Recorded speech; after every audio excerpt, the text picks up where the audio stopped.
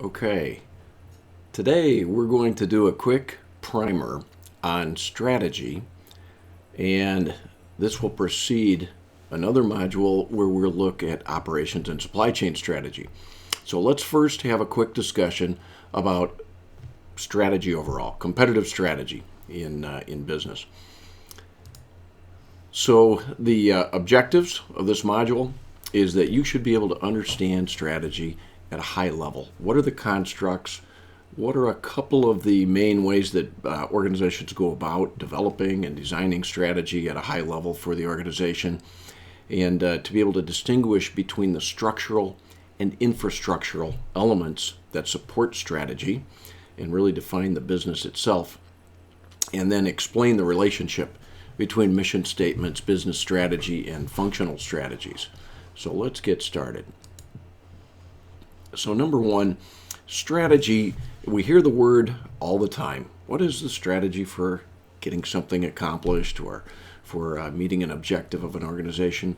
And strategy is really the how that we go about doing things. So it's a mechanism through which businesses can coordinate their decisions and basically say how should we align our structural and infrastructural elements of the business so that we can get these things done and accomplish our objective, our mission, whatever it might be.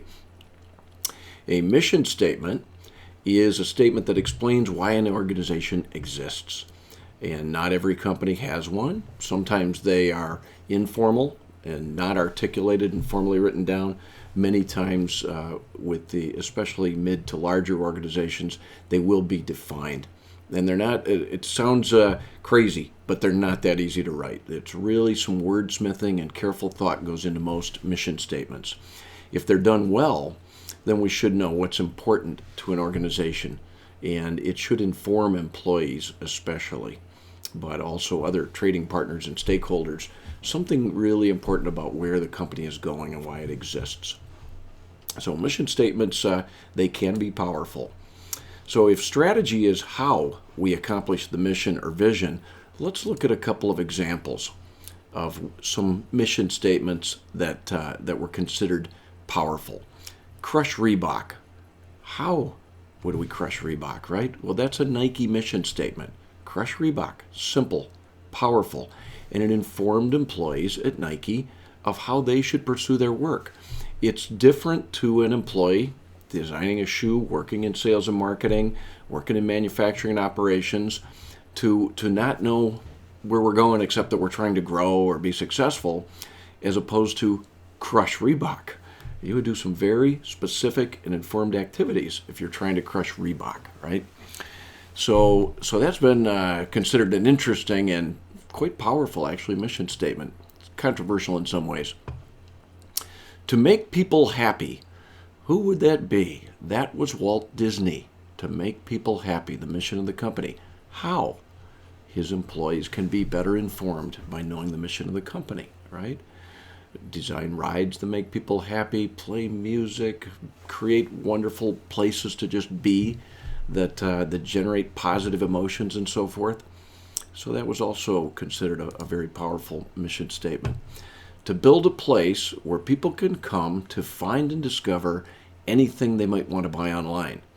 Who might that be? I think you all know. That is Amazon. And of course, Amazon's done quite well in that. They have a great leading position, and they work every day thinking how to extend that lead and further differentiate themselves from their competitors and potential competitors to have a protected and sustainable advantage in the marketplace. And at the end of the day, that is one of the core reasons for strategy, is to build a strong position that we can sustain and a differentiated position. Here's another one for you. Be the world's biggest beer company. That was Anheuser-Busch. And, back in the day when Bud was the biggest selling beer in the world and so forth, they did quite well with that. So again, employees are informed. If you want to be the world's biggest beer company or be the world's beer company, that's very different than saying delight our customers with wonderful beers or be the largest brewery in North America. be the world's biggest beer company can inform employees about how to conduct themselves and their planning in their functional areas or in their own specific individual work, right? Democratize the automobile. That was Henry Ford, Ford Motor Company in the early 1900s. How did they do that? Offer a product, design a product, and have production systems that made it affordable, right? So again, democratizing the automobile informed Henry Ford's employees that it needed to be affordable, not a luxury product for the few. And just one more for you. To organize the world's information and make it universally accessible and useful. And many of you may have guessed that it was Google, right? And of course, they're doing phenomenally well at that. And most of us use their services as a basic expectation of looking up material on the internet and are often satisfied with their services. But again, this mission statement informs employees of what the company's purpose is and should help them in deciding what they need to do and what their departments or groups or sub-companies inside the company need to do. So those are some mission statements. Now, there are elements of the business that we can divide out and segment some elements of the business in a way that helps us really think about a company and how the company is defined. And one common way to do that is to look at them as structural elements and infrastructural elements. So structural elements include tangible resources such as buildings, equipment, capital-based items that last a long time and are somewhat difficult to quickly change. So our computer systems and so forth are things that all of these things can change, and they do change over time, but they're fairly long-term. The infrastructural elements are really the soft side of the business, things that are easier to change in most cases, and less tangible.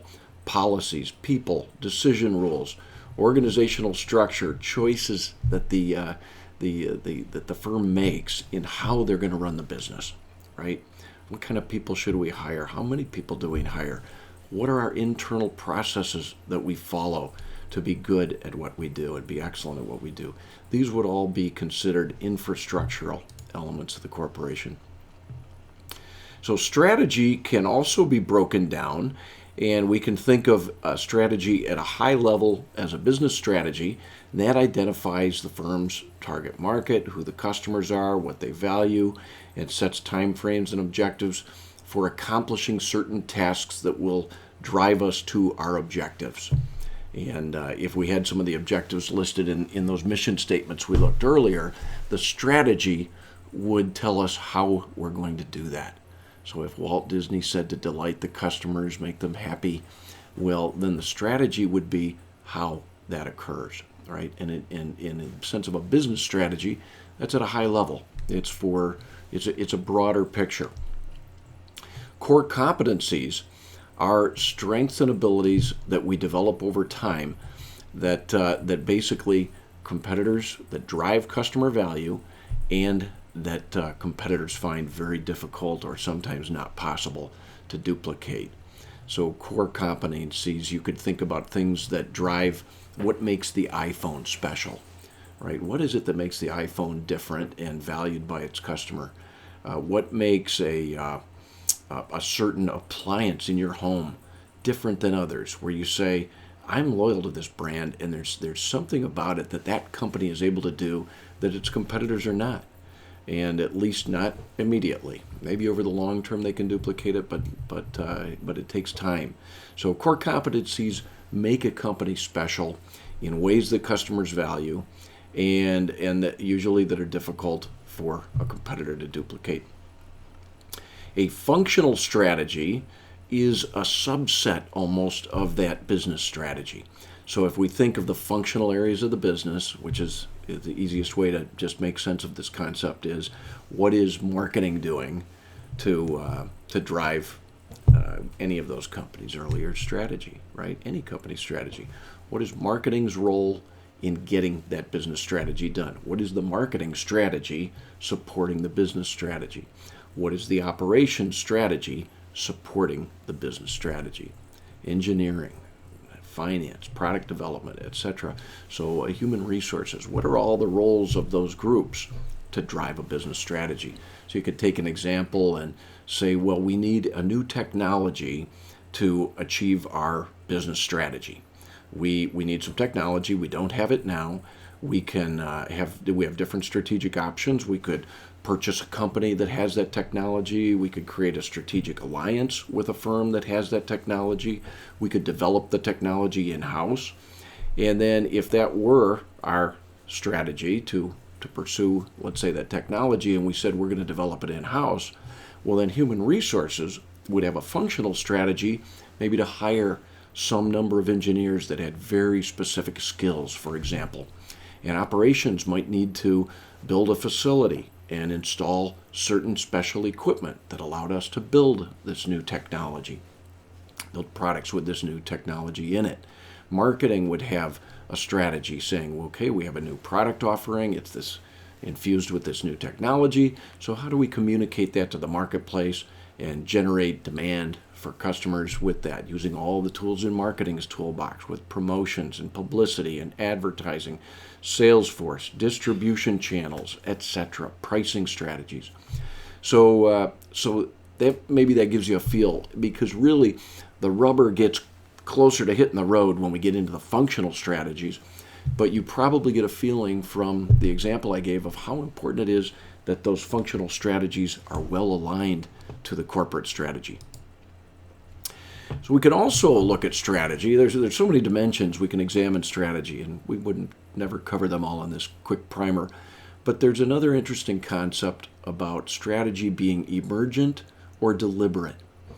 And those are interesting concepts today because there's a trend towards emergent strategy, and just gradually, year to year, as competitive environments become more volatile and dynamic, that firms find it's harder and harder to make long-term strategic plans and to stay with those because they become obsolete so quickly.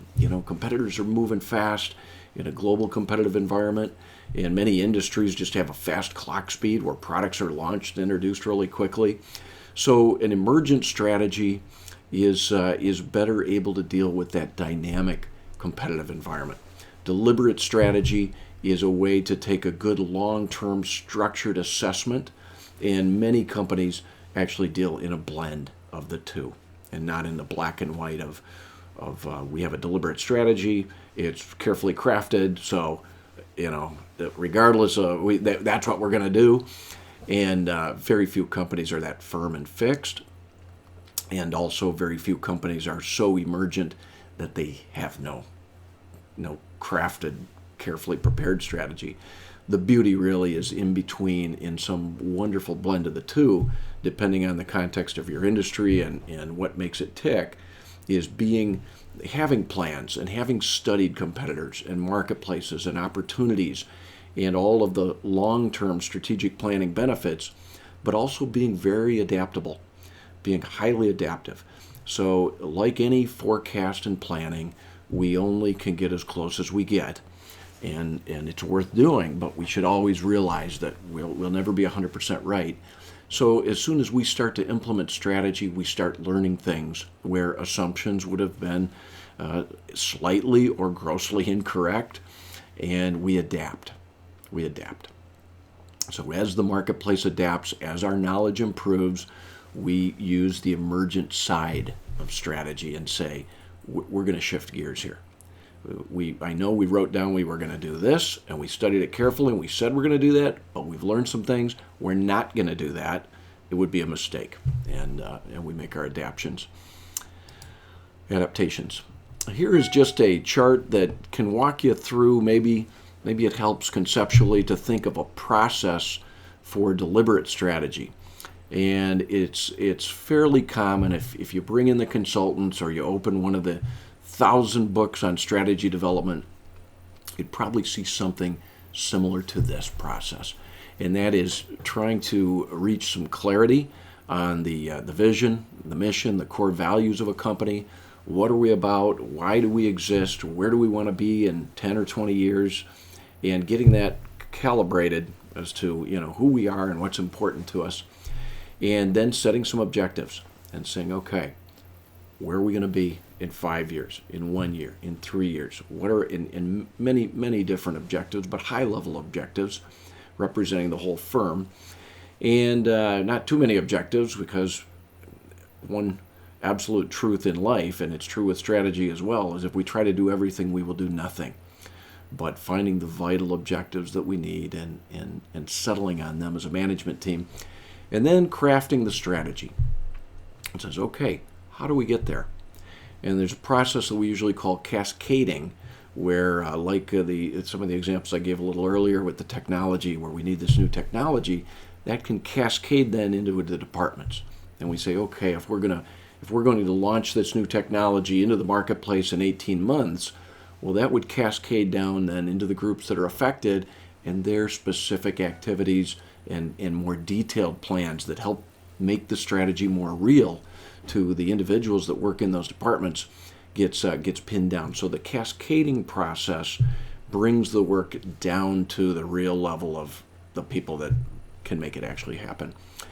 Executing the strategy, okay, I mean, we're executing all the time, right? Is this something we're going to do in a week, in a year, in a month? How often do we go back and review and adjust? But we always have this feedback loop, and it's so important, so important. Any great process has a feedback loop. And so monitoring how things are going, learning, and making adjustments and corrective actions is very critical to really just good management of any process, but strategy is no exception. So we need to have a feedback loop and a way to adjust our plans and improve our plans as we learn. So winning strategy characteristics, and you can apply this to just about any strategy. So a winning strategy should pass 3 tests, and one is called the fit test. So does the strategy exhibit really a good dynamic fit with the external and internal aspects of the firm's overall situation? We probably would do a SWOT analysis, is very common, competitive profiles, competitive analysis of firms and products and services.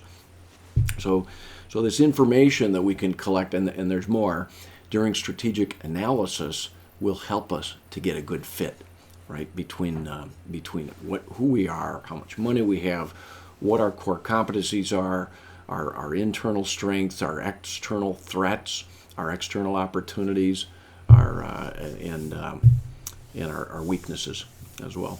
So that fit test pretty much that's its purpose. And there's many ways to skin a cat, but there's also some great deal of commonality in mainstream thinking of how to go through which tools are really pretty beneficial in this sense. The competitive advantage test is absolutely critically important. So if we do this, whatever this plan is, if we execute this strategy, will it help the firm achieve a significant and sustainable competitive advantage? Very difficult. Very, very difficult. All right? How do we really differentiate from our competitors, and doing so in a way that's not easily duplicated and modified? So temporary advantage is just as it says, and it's not very valuable. The faster we are commoditized, the faster that the buyers gain power by our loss of differentiation, really usually you can say the weaker the strategy is. The longer we can sustain meaningful, valuable differentiation in how we do business, the more powerful and valuable our strategy will be. So every strategy should have a competitive advantage test applied to it. Critical thinking, honest thinking, unbiased assessments that say, look, if we do this and spend all this money and build these plants and build this product and go through all the cost of launch, is it really going to be as good as we hope it is, or are we tucking ourselves into it? The performance test is the third test, and that's basically saying if the other two are true, if we've got a good fit and we pass a competitive advantage test that we're convinced this is really going to create a nice competitive advantage for us, will our performance reflect something that meets our goals? So will we make money? Will we, at the end of this, will we achieve that part of the purpose of the firm of saying, yep, you can see it in the earnings statements, and in delivering value to our employees, our shareholders, and our suppliers, our whole extended network of stakeholders. Did we win when we did this, right? And win economically. So this is just a little pictorial to give you a feel of the mission statement. Whoops, go on back there. The mission statement, the core values, and the domain of where we want to compete, and how business strategy is targeted at which markets we're going to go after, and how we can define the advantages that we think we should achieve, and the role of the supply chain, everything else, the time frames and performance objectives, and that those are then broken down into supply chain strategies, which we'll talk about in our next video, and other functional strategies, which we won't talk about so much because this is an operations and supply chain course. But just to get the idea that this is just one of the important functional strategies, and of course there's others. That here's an example of what some of those might be. Last slide is just a wonderful quote from the military tactician Sun Tzu, that The Art of War. Many of you may have had it in a class or picked up a paperback and taken a look at that from time to time. But Sun Tzu had many quotes that are really timeless, and I really like this one.